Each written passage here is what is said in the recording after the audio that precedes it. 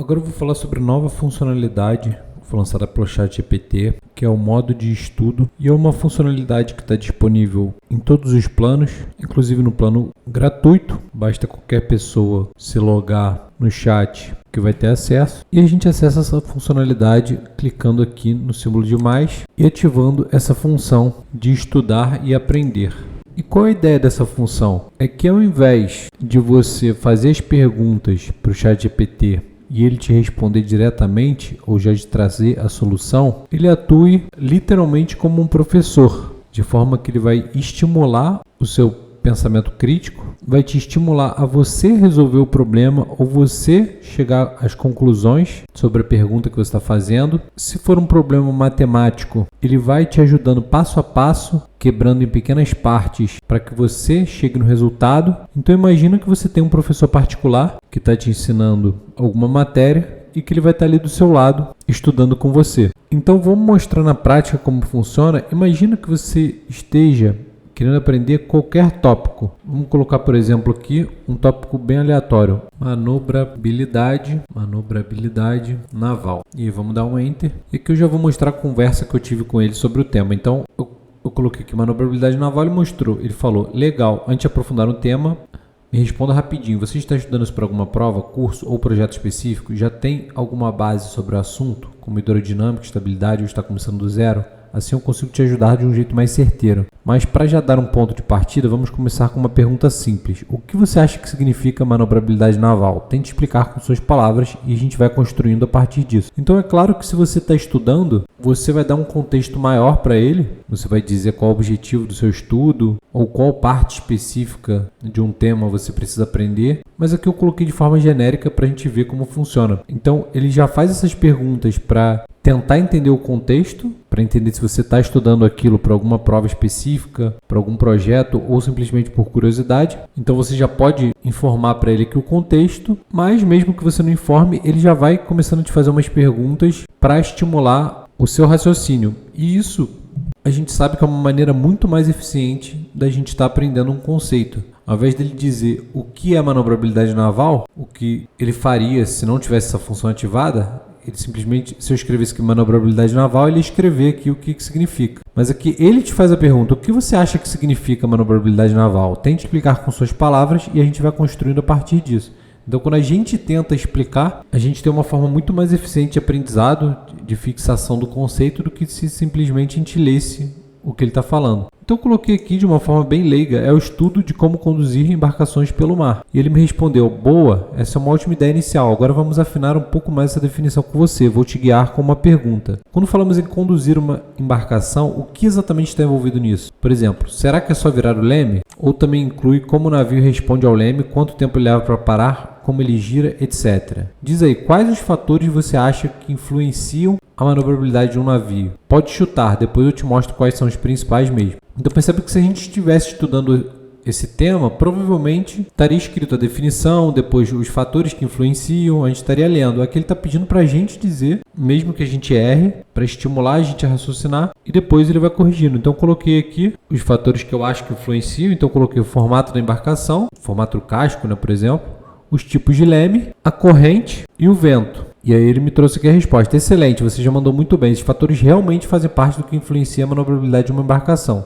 Vamos organizar e expandir um pouco o que você falou e ver se você conhece cada parte. Aí agora sim ele vai trazer os fatores que influenciam, incluindo os fatores que eu não coloquei. Então é exatamente o que um professor particular faria. Ele ia perguntar para a gente a resposta e depois iria corrigir acrescentando o que faltou ou dizendo qual desses itens estaria errado, né? Então ele coloca formato do casco, como você disse, tamanho e deslocamento, quanto maior e mais pesado, mais difícil de manobrar, então foi uma coisa que eu não incluí aqui. Tipo e posição do leme, ok, eu acertei. Tipo de propulsão, uma coisa que eu não citei, o tipo de hélice, né? Hélice única, dupla, azimutal. Então são muito mais fatores do que o que eu havia colocado inicialmente, né? Condições ambientais, ele colocou a corrente e o vento. Então acertei, ótimo ponto, você também acertou, mas ele incluiu aqui ondas, que eu não havia colocado, profundidade da água, em águas rasas o navio se comporta diferente, capacidade de resposta, tempo que leva para começar a girar após acionar o lema, raio de giro, distância de parada, então ele incluiu aqui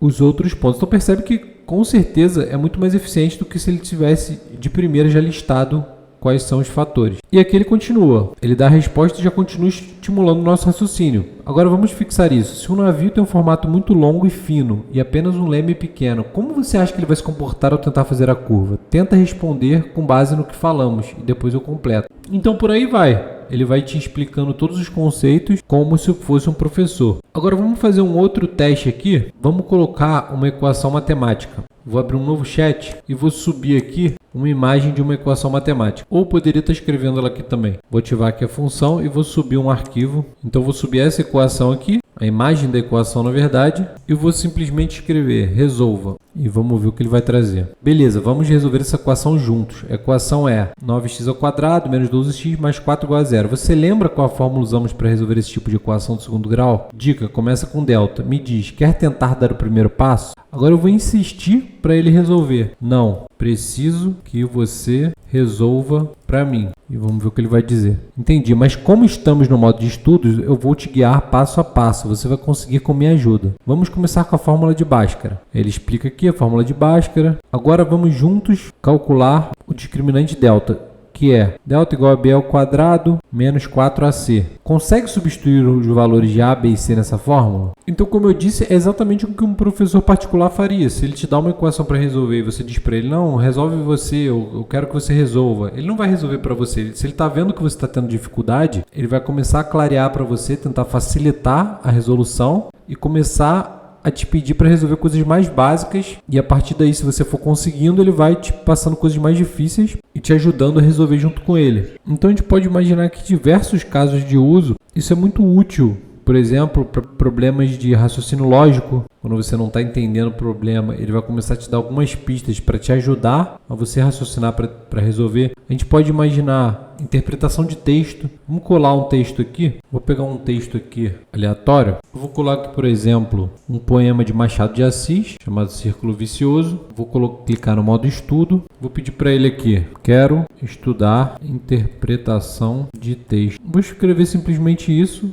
e vou enviar para ele, que aí depois eu posso ir acrescentando outros textos aqui. E provavelmente ele já vai entender e vai começar a trabalhar o que a gente interpretou desse texto aqui. Primeiro ele pergunta aqui o nosso objetivo, né? Então legal, esse poema é um excelente ponto de partida para treinar a interpretação de texto poético. Também trabalha figuras de linguagem, temas filosóficos, mas antes de irmos a fundo, quero entender. Qual é seu objetivo? Estuda para o Enem? Quer melhorar a leitura e compreensão no geral? Está estudando para dar uma aula sobre o tema? Responda rapidinho para adaptar o nível. Eu vou colocar aqui. Enem. Perfeito. Então vamos focar no nível Enem, que costuma cobrar leitura crítica, contextualizada, compreensão do tema central, figuras de linguagem, intenções do autor, reflexão social ou filosófica. Vamos analisar esse poema em 4 etapas curtas, sempre com perguntas para você pensar. Combinado? Etapa 1. O que está acontecendo no texto? O poema começa com o vagalume querendo ser uma estrela. A estrela quer ser a lua quer ser o sol e o sol quer ser o vagalume. Pergunta para você, o que esse ciclo revela sobre o comportamento dos personagens do poema? E aqui pronto, ele já montou a estrutura para você ir estudando a interpretação de texto baseado nesse que você enviou, e ele vai ir estimulando o seu raciocínio crítico sobre o texto, vai focar em várias partes diferentes do texto e assim por diante.